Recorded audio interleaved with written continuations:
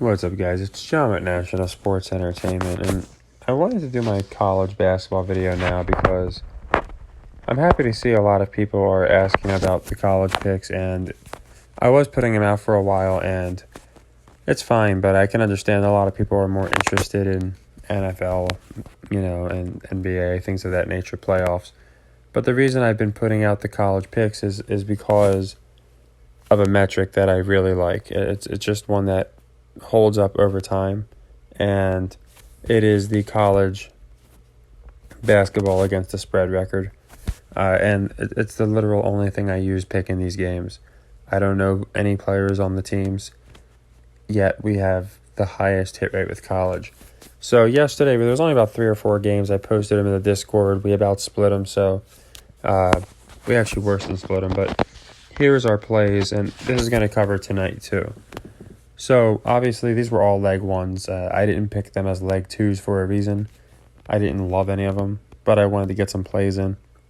So, for the basketball, we did miss the Clippers at the end, and we got the Spurs, and we missed Blazers and Raptors.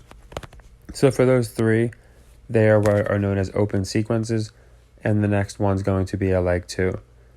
And then college was basically the same. We had, I think, 4 plays. We had Mississippi State. Oh, they actually covered. I don't know why. Mississippi State covered. Toledo did not cover. Kent State did not cover. And Notre Dame also did not cover. So again, these were all leg ones. So if you're new to the system, this is the reason I do it the way I do. These metrics don't hold up over time. So I'll show you. Here are our plays for tomorrow. You can see we have a lengthier list of games. And let's look at our top and bottoms. We got 80% at the top, 12% at the bottom. That's for the spread, okay? Let's just go back, and you'll see 76. And we had one team finish with 15. The rest are about the 20s. And if you go back, now this year, I think it was a half a year, 77, 22. And you'll see the norm is always going to be under 80 and above 20. You might get one team that's an outlier, but it's very rare. As you can see, every one of these years, outside of one year where a team finished under 20, they all seem to hit the 20. And you can also see the teams that don't, Lamar here, only play 5 games. So it's also a matter of how many games they play.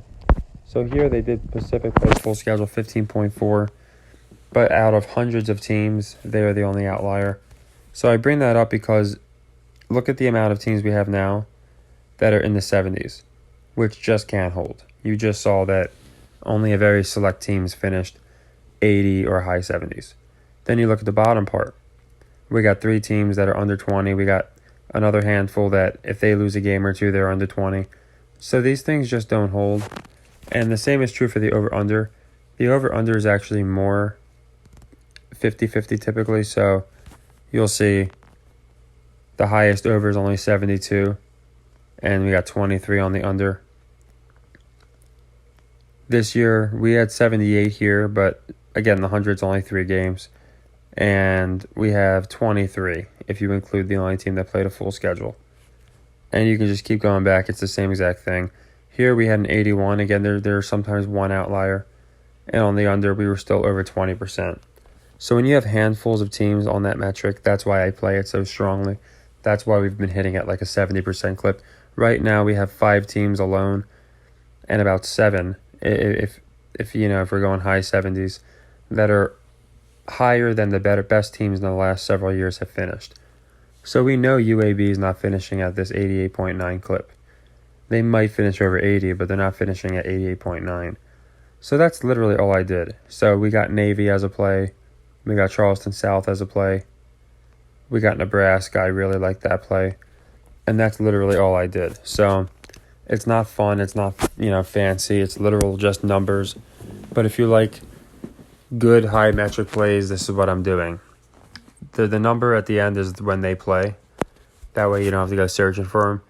So all I'm going to do is take one that I like. For example, I really like Louisville to cover Pittsburgh.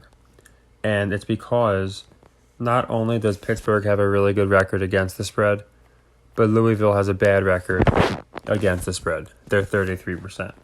So that's kind of how they balance these things out usually. They'll have a crappier team against the spread beat a better team, and then they kind of balance out.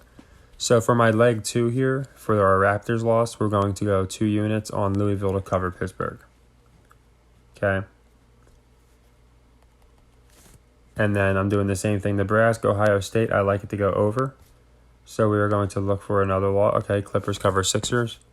And again, it doesn't really matter where you plug it in, so long it's just a leg 2. Now, with these games, I will say, and I say this all the time, they use the ESPN against the spread metric almost like the Associated Press uses for the election. It's like the one that it's a gold standard. So for Louisville covers Pittsburgh, whatever that spread is now might change. And I'm going with the closing spread.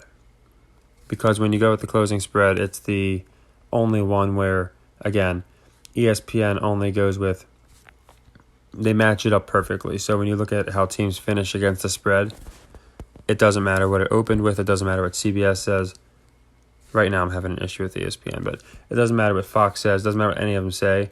The ESPN closing spread is going to be the one. So here's Houston Tulane. It closed at 10.5. It might have opened at 8. You make sure you get that closing spread or a half point to our benefit. Okay, so if anything, get a half point high lower on the Nebraska over, just so we're working with extra. But at least match it up to the closing spread or as close as you can. So these games start around 7. If you lock them in at noon, you might get clipped. Okay, so that's all I'm going to say. I've noticed that a lot with teams with this against the spread metric. So we plugged in Nebraska as a second leg. We plugged in Louisville as a second leg. Toledo was a loss. So another one I did like as a second leg was Louisville. I'm sorry, not Louisville. Loyola Chicago. Another team really not good against the spread, and I just don't think it continues. So we'll plug that in for the Toledo loss. And between today and tomorrow, today and tomorrow, we have a good bit of college plays. There's a bunch tomorrow as well on the 19th. But so this is basically what we're looking at. For the NBA loss, I just plugged in the Louisville covering Pittsburgh. Again, the ESPN closing spread. We got the Spurs, so we got that unit. I got Nebraska, Ohio State as a leg 2 for the Clippers. And then for the Toledo loss, we plugged in Loyola as a leg 2. Loyola covers St. Louis. So we missed Kent State, Notre Dame. There's still a couple. There's no rush to if there's not a ton of games that I like, I'm not going to rush them. I am leaving Navy under as a leg 1. I do like it as a leg 1. And we do have one last leg 2 here. Tulsa covers SMU. This one's, I'm not plugging it in just yet. So for now, only because I do like it actually. It's a good metric. A lot of times I don't like too many leg 2s at once, but it really doesn't matter. We have to close these anyway, and it's a good metric. So there's a saying, scared money never wins, and it's true. If we can take advantage of a good metric, then we're going to. So I will plug Tulsa in there because they are actually the worst team right now in the entire, in all conferences against the spread, which just has to turn around. So I think they just got their first or second win against the spread. They're like 2-14. So they're a great pick, I think, for a leg 2 here. If they were to lose, I might just pick them as a leg 3 the next time they play. So here's our leg 2s. Louisville covering, Tulsa covering. We got the Spurs win already. And we got Nebraska, Ohio State going over. And again, the number doesn't matter right now. What matters is the ESPN closing spread. Just get that or a half point better. You're going to pay juice, so that's why I always just try and match it up to ESPN. But if it's a weird number, like 223.5, in college is going to be 123.5, I would definitely suggest buying a half. With 23.5, 13.5, they're very weird with those numbers. We got the Mississippi State. So you can see there's only 2 open sequences for us to close. We could always upgrade a Navy to a leg 2 or something, but since all these games are running at 7 at the same time, we'll just let it ride and see how it goes because we might have a couple leg 3s, and of course we want to save the best metrics. So again, not the most fun video, but I really just wanted to do it because we have more than a handful of great college games. If it's just 2 or 3, then sometimes I'll just post it, but when we have this many, I want people to be able to tail every pick, and We have a big NBA schedule too, so I will go into that. I think it's 12 games or something, probably 13 knowing them. No, let's see, 1, 2. Okay, it's only 9. So it should be interesting. I do notice a lot of these games are evenly matched teams, so that should be fun. And Kings Lakers is always revealing. Hawks Mavs should be fun to watch. So we'll be playing at least half of these. So we're gonna have quite a bit in play. And for the NBA, there's not many metrics to use anymore. Now it's coming down to narratives. So the first half of the season, there are teams like the Mavs, the Hawks, the Heat, the Lakers that really fit metrics. The Clippers, they don't really fit them now. Now it's about the narratives. Like we talked about the Knicks, we think they're going to be a good playoff team. As we went into other teams, I still think the Blazers make a run. So there's teams that I think are going to do good, as there are teams like I think the Pacers that are going to fall off. So knowing stuff like that helps us. It helps us make our decision making. But you can see these teams even the bad teams are starting to close gaps, and that's what they're trying to do. They're trying to make it where almost everybody qualifies for the play-in outside of 2 or 3 teams. And it's fun. I get it. It's more interesting. Now you're a Wizards fan and you have a legitimate chance at the play-in. They're personally my pick for the play-in, and the Knicks are my pick for the playoffs. I know it sounds easy to say now, but I did genuinely have them flipping the Raptors, and I've on the old channel we went over that. And some, like the Blazers, haven't aged as well, so I'm the first to admit it. But I think knowing things like this, the Knicks have to have a good year to make the playoffs. Wizards most likely have to be a play-in. Timberwolves have to get it going. Knowing things like that definitely are going to help us, in my opinion, making our picks. But yeah, those college ones I really like. However you want to just screenshot it, whatever you want to do. There's only 6 of them, so it's not a ton. But this also will show you how I go about my system. I don't just haphazardly pick games.